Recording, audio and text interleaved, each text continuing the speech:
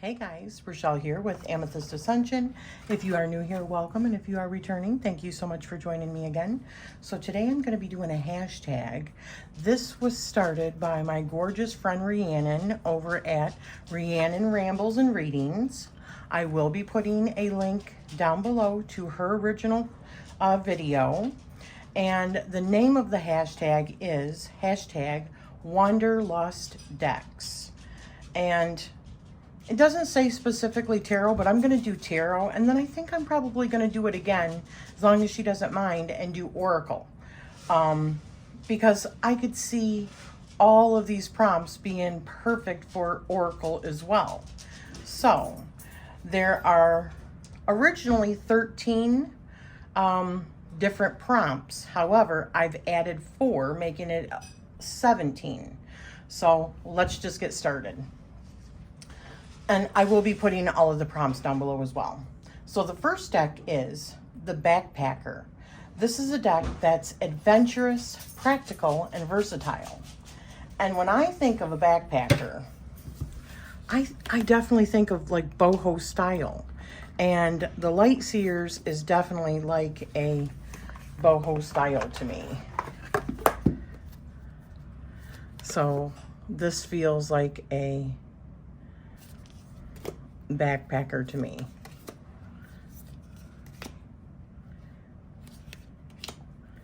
Someone that's just carefree, somebody that is just out to explore. They're like low maintenance. I love what Rhiannon had said. They're what did she say? They smelled like patchouli. They're vegan, and they're just like, they're just out there doing it, you know? And it always has made me think of youthful, bohemian style, you know, hippie.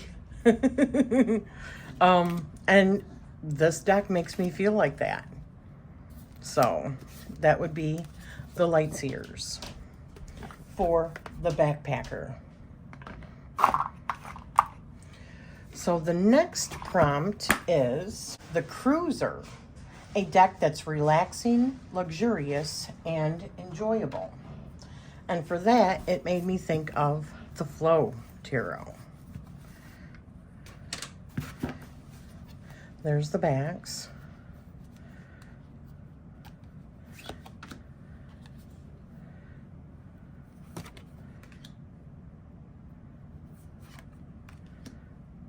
Things that you might see if you're like on a river cruise or a regular cruise, you know, depending on whether or not it's hurricane season.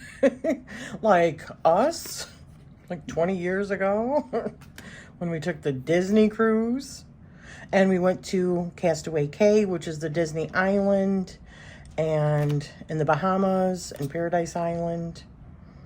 So obviously that doesn't make me think of it, but there are Alaskan and Norwegian cruises and stuff that do in the cold weather. So yeah, so I thought of the Flow Tarot. This is a newer one to me, one that I just got for the monthly medicine in July, and it has been a wonderful deck. So the next prompt is for the Road Tripper, a deck that's spontaneous, fun, and full of surprises. And, you know, when I think of the Road Tripper, I told my husband the movie that makes me think of that is National Lampoon's Vacation, the very first one. You know, when they're taking the road trip going to Wally World. They eat the sandwiches that the dog peed on. But this, it's like nostalgic, you know, because that was what, 30 years ago that movie came out, and it's just like the ultimate like road trip movie. So it made me think of that, and going to different places and seeing different movie signs. And, you know, granted, it wasn't back this far. It was more, I think, in the 80s, and this is more like 50s style, but it still is fun and full of surprises. It's different, you know. And it made me think of like nostalgic. So that was the Pulp Tarot. You know, I did love the newer one also with the National Lampoons when it was Ed Helms and oh my gosh, and I know her name, Christina Applegate. When they did that one, it was so good. They were swimming in the sewer and didn't even realize it. Okay, so the next one, moving on. The Explorer, a deck that's curious, daring, and open-minded. And I thought of the Pharaxa Tarot.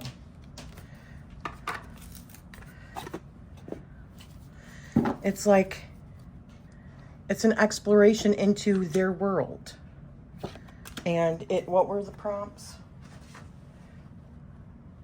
It's curious, daring, and open-minded. You have to be open-minded in order to visit.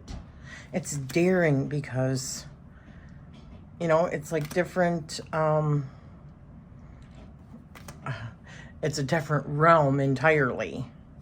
So do you dare jump into that? You know, do you dare go into the mushroom ring, the fairy ring? Yeah, so I thought of the Pharaxa. So the next one, the Tourist, a deck that's popular, accessible, and well-known. And that made me think of the Everyday Witch. This is a popular deck. It's very accessible. And what was it? Homie, is that it?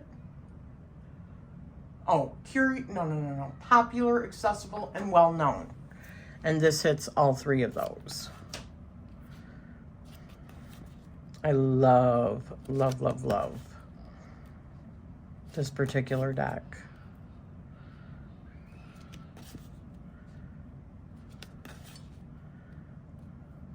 That is such a great Hierophant.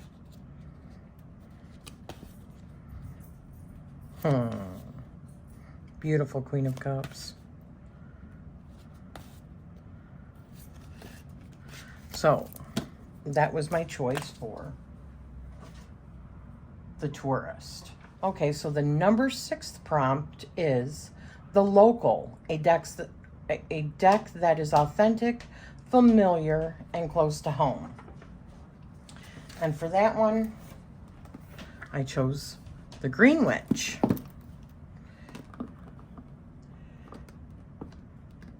This feels like home to me.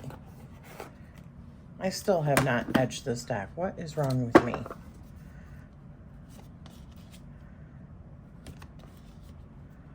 The greenery growing up in Michigan. All the greenery and trees that we have. It's just a beautiful thing. And, I mean,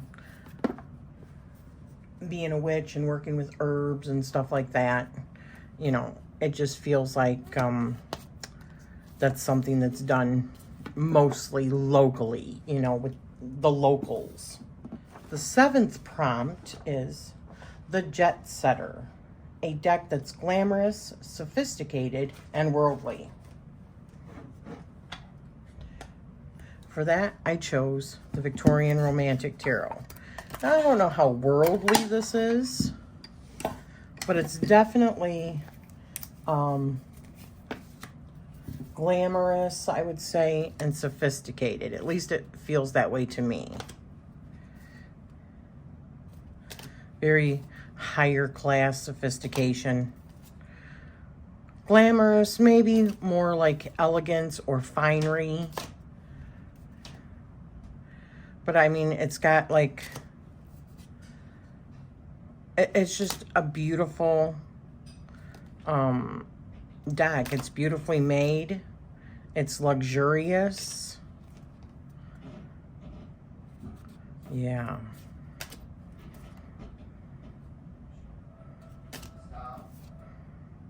feels just like such a decadent, I mean, even down to the box that it comes in. A very decadent deck. Even the backs are super beautiful. So, that would have been my number 7. I don't know as if I would say it's a jet setter, honestly, but it definitely fits those descriptions of glamorous, sophistication, and worldly. Maybe at a different time of the world, but prompt number 8 is the Pilgrim, a deck that's spiritual, meaningful, and transformative. And for me, that is the Shimmering Veil Tarot.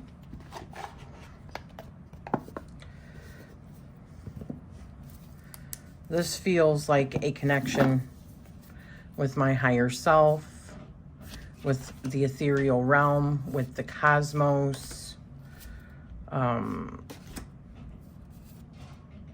Definitely a very spiritual deck to me. This feels very spiritual to me. What were all of them? Yeah, meaningful and transformative. Absolutely. I would say that for this entire deck. So, that would be my Pilgrim deck. Prompt number 9 is the Nomad, a deck that's free-spirited, independent, and adaptable. And for that, I chose the Real Sky Astrology Tarot. It is like the first, pretty much the first, other than her other deck. Is it Into Egypt? I don't have it. But this is Real Sky Astrology Tarot. And this definitely feels like very independent, very free-spirited, you know, but still adaptable. This, even though it's using a different astrology and teaching you astrology, it's adaptable. She made it adaptable into the tarot system. And the book that came with it really, really helps a lot in understanding how she put this together. And oh my gosh, I mean, it's just so stunning. I definitely need to use this deck more. It's absolutely beautiful. So that would be my choice for the Nomad, a deck that's free-spirited, independent, and adaptable. It was really like this is transformative also. It's like she's like a ahead of the curve kind of thing.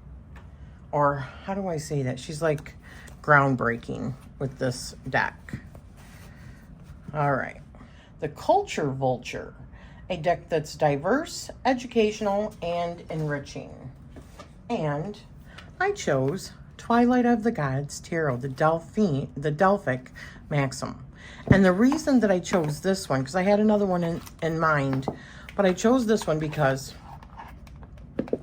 this actually has a oracle that's built right into it. But it has different cultures. It has the Slavic, it has the, I'll tell you. So the major arcana is made up of the Greek, I believe. 22 cards represents what is generally termed the Fool's Journey.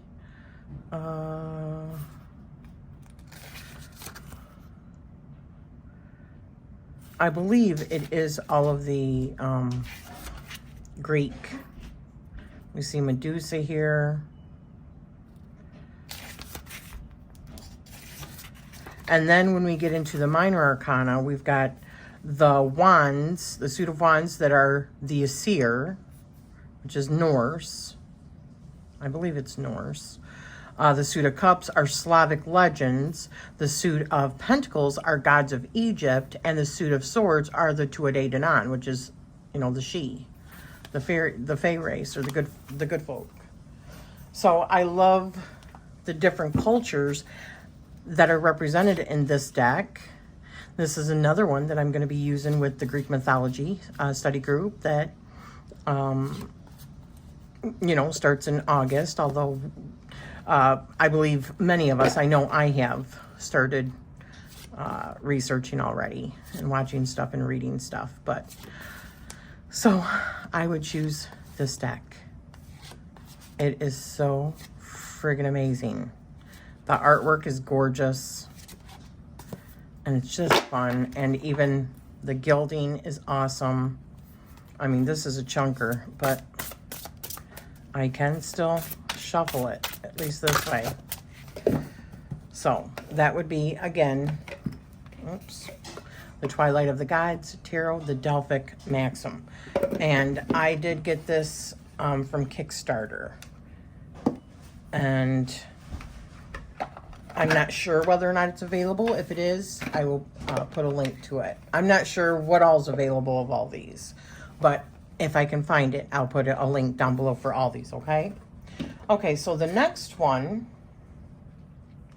is the Volunteer, a deck that's compassionate, helpful, and altruistic. And I thought of the Tarot of Oneness. This feels like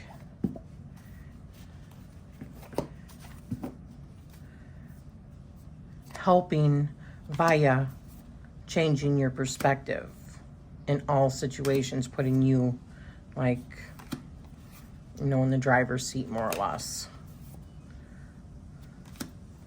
So this feels very helpful in that regard.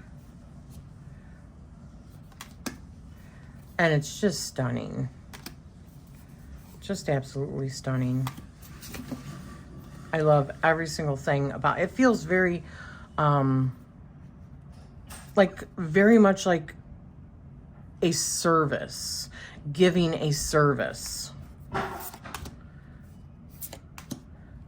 So, a volunteer. I mean, it makes sense, right? So, that was the Volunteer. So number 12 prompt is the Solo Traveler, a deck that's introspective, self-reliant, and empowering. And for that one, although maybe not for all, this feels like it's very empowering, personal empowerment kind of deck, individual journey of self-love and self-compassion, self-inner journey. And that is, I'm sorry, I didn't say it, the She-Wolf Tarot. So it's probably more empowering for you know, the feminine principle, or for women, than it is for men. But hey, you never know. Maybe it is for men as well, helping them to feel more free to embrace their femininity. So yeah, this is definitely an empowerment deck, personal empowerment deck. So that was the Solo Traveler. Although I could have definitely seen this one as a solo traveler too, but this feels more like a being of service to other people. I don't know why. Maybe it's the colors. Maybe it's, I don't know. Anywho, there's probably other ones. I mean, all tarot is really a service to others as well, helping them work through their stuff. So 13, the Dreamer, a deck that's imaginative, creative, and visionary. And I have actually several decks that are like this, but I had this one right here on hand, and it definitely works for that as well. And that's the Forest of Enchantments Tarot. This is just like, it's not just imaginative and creative, which it is, but this is just so magical. It is just, and so green. And green is my favorite color. It's just, I love this deck. I mean, there's dragons, there's dwarfs and wizards, and all kinds of animals and magical animals and trolls and wise woman. Yeah. Is definitely the dreamer. All right, so I added 4 more prompts, and those will also be added down at the bottom. But Rhiannon was joking around with me because, you know, I have like a resort in my backyard, okay? Because we end like our upper deck and our other deck by our pool, and, you know, and our pool, of course, and just, sorry, we love being at our home. So, and we love being outside in the summertime. So it's kind of like a resort. But even like because of my witchy room and stuff, it's like, I don't need to go on vacation. This is my vacation spot, you know? So for those staycationers, it's a deck that is, what were the words that I put? Familiar, homey, and hermity. You know, somebody that doesn't need to go out. They like vacationing in their own home. And that's us. So the one that I thought of was Tarot of the Witch's Garden. She has made this home and this landscape so beautiful that you don't need to venture out anywhere. You know, backyard. Imagine this as your backyard, full of trees and sunshine and wildlife sometimes. Being able to see the stars, just really enjoying your own plenty, you know, your abundance, but still being able to not have to go anywhere else. And because the thing about vacations is there's other people involved. So you go to a busy resort and you got to be there with other people. And I'd rather just enjoy my own home, you know. So not that I don't like seeing places, I do, but I still wish that it was like all closed down just so that I could go see it, because I don't want to be around other people. But anywho, so that is Tarot of the Witch's Garden. All right. So the next one I put is the Time Traveler. This is a deck that takes you to other times and or past lives. And because this is all tarot, the one that I chose is Art History for Past Lives.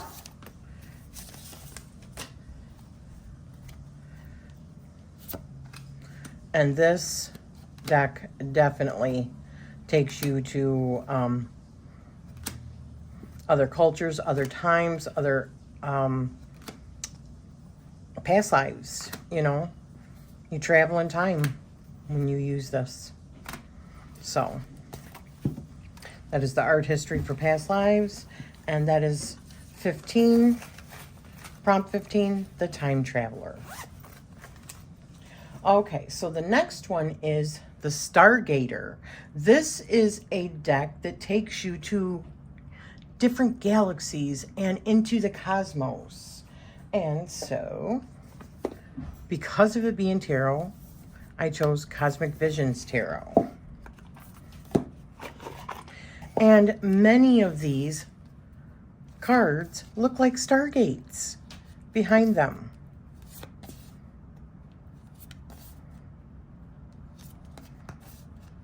Isn't that wild? So many stargates. So being able to travel to different galaxies, like a space traveler, but via stargates. And the last one, that was prompt 16. And the last one is the Jumper. And this is the deck that takes you through different portals to different dimensions. So when I think of the movie Jumper or Jumpers, it was with Hayden Christensen, the guy who played Anakin Skywalker. Well, that he had the ability to teleport. Now, his limitation was he needed to be able to see, to be able to visualize where he wanted to teleport. This is a little bit different because it was still on the earthly plane, just different places, This is different. This is actually where it opens up a portal that takes you to different dimensions. Right there. Right there is a portal to a different dimension. And so I thought of the Tarot of the She. The Great Glyph is a portal that takes you to another. Now I do have other decks that would be good for Oracle. But this is the deck that I definitely thought of as a portal deck for tarot. All right. So those were my 17 prompts for the Wanderlust decks. I hope to see other people doing this. Really cool friggin' tag. Like I said, this was like Tarot Edition. So I'm probably going to be doing an Oracle Edition. I'm sure that she's not going to care. But she'll probably end up doing one herself because I don't know if she did. I don't think she did any oracles either, to be honest with you. I don't think so. I think all of hers were tarot. I could be wrong, but I think all of hers were tarot. So, again, the person that started this was Rhiannon Rambles and Readings. Rhiannon. Please jump on this hashtag as well. I'll send you over to her original channel and video. And I am sending you love always.